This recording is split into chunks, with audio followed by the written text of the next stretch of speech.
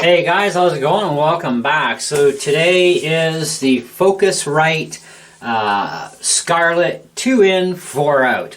Basically you have 4 outputs on this. You can go to a set of studio monitors via the TRS jacks on the back, or you've got 4 RCA ports, which would give you like more outputs there, and of course your headphones.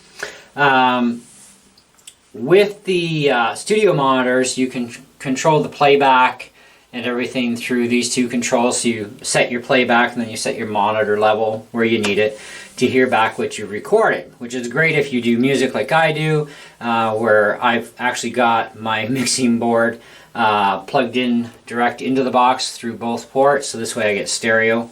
But you can go stereo or mono, doesn't matter. Now there are 2 pad buttons on here, and when these are activated they supply you a -10 dB cut.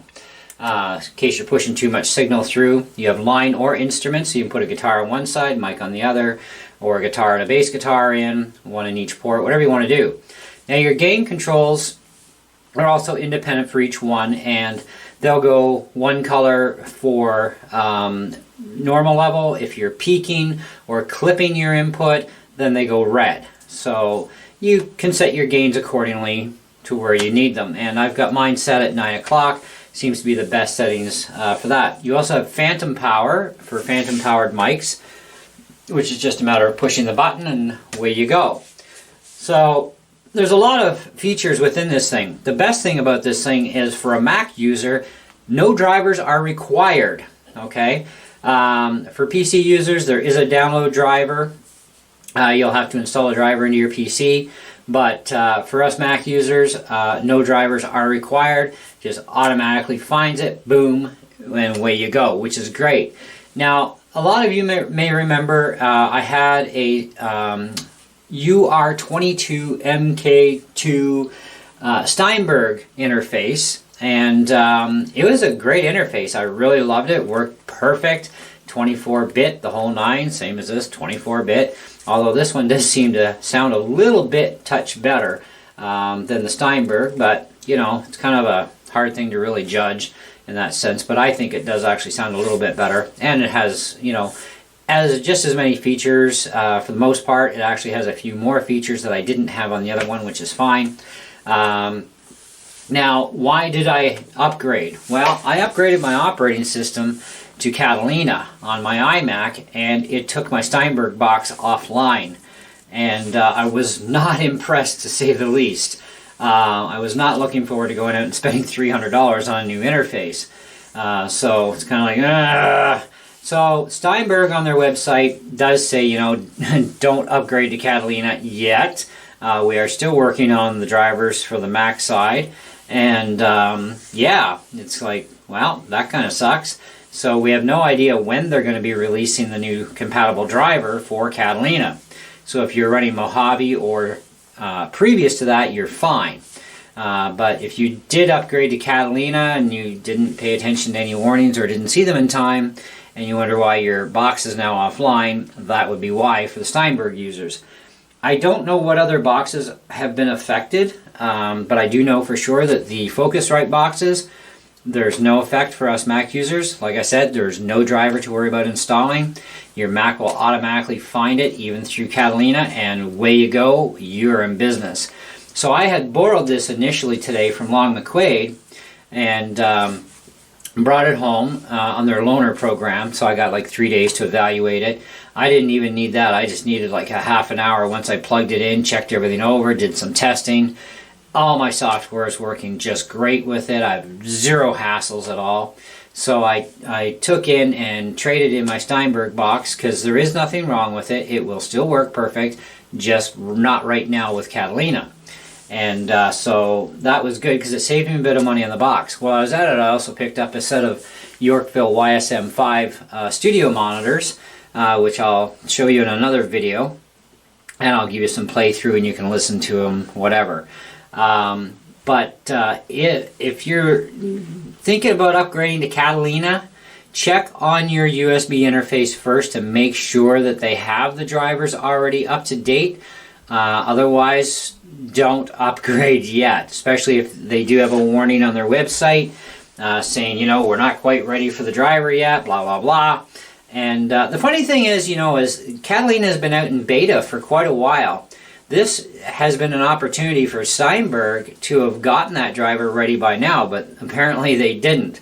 So I guess they fell off the lunch truck on that one. Anyways, the only reason why I even went to Catalina was because my Mojave was slowing my computer down. I was having a hard time with surfing. Things are slow, and things are slow enough as it is living in the country. And we only have 3G access through our Rogers Rocket Hub, because we also have limited internet connection stuff out here. Mojave had been slugging me down, and I did all the scans up the whoop chute and virus scanning, malware, you name it, and it all comes out clean. So it's kind of like, well, I guess, you know, Mojave, as it's been updating, has been slugging me down more and more. Yet my PC is running fast as lightning for surfing and everything. So I thought, well, I might as well upgrade. And of course, I didn't consider my Steinberg box going offline, but it did. And so it's costed me to get things going. But I have to. I'm a YouTube user. I must have my hardware constantly running so I can keep producing videos, especially the music stuff I do.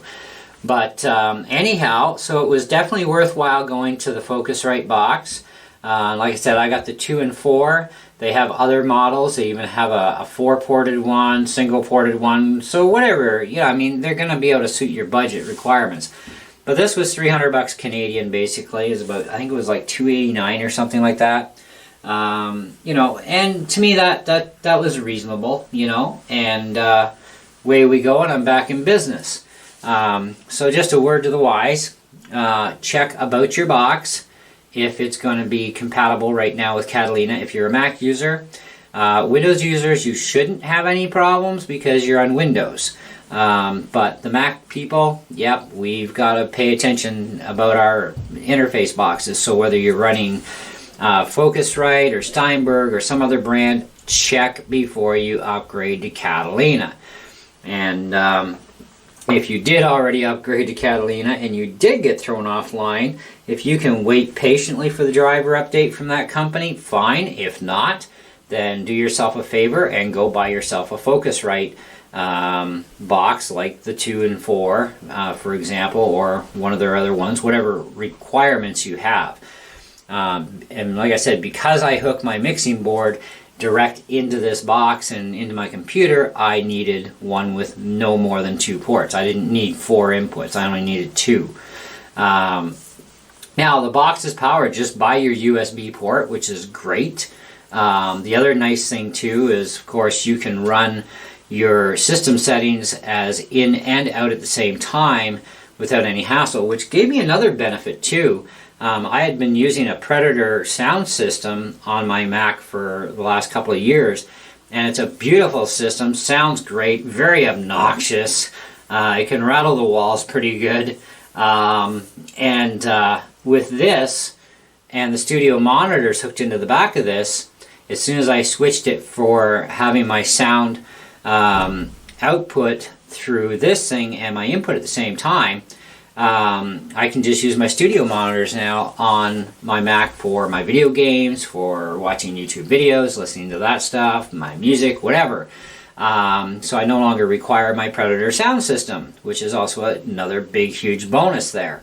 You know, so it's like, wow, this just like saved me all kinds of hassles and whatnot. And it freed me up a wall socket for the hydro. Took some clutter out of the room at the same time. So there's kind of bonuses either way, you know.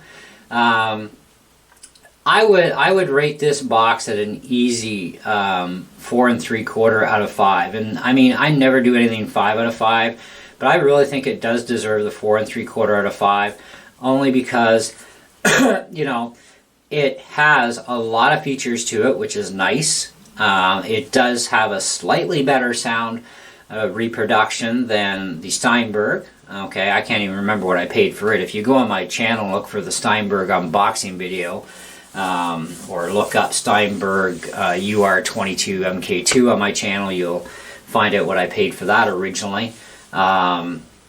But then, you know, I mean, we're talking a couple years ago versus right now too. Currently, the Steinberg UR22 MK2s sell for $179 Canadian, brand new. And you can get them for about $100, $120 on the used side, and you know that's buying them, of course, through Long McQuade. Private deal, you might get cheaper, it might cost you a couple bucks more than Long McQuade, who knows. I also did get the performance warranty as well.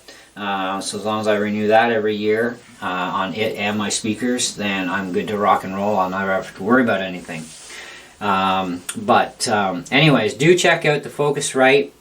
It seems to be a solid box. I've looked at videos on this particular product before in the past, and I've not heard anything really downsided about it. So, you know, I can't knock it for anything. Other than the fact that it's not perfect, you know, and nothing ever is, so that's why I know 5 out of 5. So check out your local Long McQuade. I will leave the link in the description box below if you are in Canada and you want to purchase this either online through them or going to one of their nearest stores. The link will be there for that, so you can check them out, do more investigating yourself. The other thing I will mention before we go is there is no manual that comes with the box. You can download the manual PDF format from their site for the box, and it goes through all the details for you, but it's pretty simple and easy to use. You really don't need to read the manual other than to maybe, what are the pad buttons for? I mean, that was my first question, so that's the only reason I downloaded the manual, was to find out about the pad buttons and the RCA outputs. And it gives you different diagrams too of what all the stuff is for. So if you give me a second, I'm going to zoom out here, and I'm going to fire the manual up quickly here for you guys and show you just briefly what the manual entails. There's about 18 pages to this manual, and so there's your front half, of course. Let's go to the diagrams and stuff. It tells you about, you know, your preferences, your DAW that you're using, etc. There's front and rear porting. They give you some suggested ideas for hookups that you can do. You can hook this to your laptop or desktop computer. You can take it anywhere because it doesn't require batteries and it doesn't require a power supply. It's powered by your USB port completely. So you can use this thing even for DJing or whatever you want to do. So in here, this is page 14, it explains the hardware features of the front panel and everything that's there. And then the next page, page 15, shows you all the rear stuff and explains what all the rear ports are for. Okay, and so you get a pretty good idea real quick. And there's the full performance specifications for mic inputs, dynamic ranging, line inputs, instrument inputs, all that jazz. A couple pages of that stuff, and away you go. Now, I'm on my speakers. I'm actually using TRS output, obviously on the box, on the cable, to an XLR input. So TRS is XLR, just in a 1/4-inch jack style instead of a normal XLR cable. And so you can go TRS to TRS to your powered monitors, or TRS off of this to XLR input on your speakers. The front ports, by the way, are XLR or TRS input for 1/4-inch jack. So if you have, you know, you plug in a guitar, you know, it can be TR or TRS, doesn't matter. You know, it supports either one, you know. I just use the XLRs all the way because, like I said, I plug everything into my mixing board because I've got my Beat Buddy, I've got my pedal board, I've got microphones and all kinds of jazz that's going in and out of my mixer, my in-ear monitors, my mic, and so on. And then everything just gets fed right into here. So that is the Focusrite Scarlett 2 and 4, they call this thing, I believe. Or 2 and 4. And I would say, you know, check them out, and you know, If this is going to suit your requirements, great. If you need less ports for input, great. Just get a cheaper version. If you need even more inputs for the front, you don't want to get into the whole mixer thing, then you can get them with 4 ports for inputs. I don't know how much bigger they go. I haven't really looked at their website to really get into it, but you know, away you go. So that concludes this part of the video. When I do the demo and review on the Yorkville speakers I got, because I used to have YSM8s.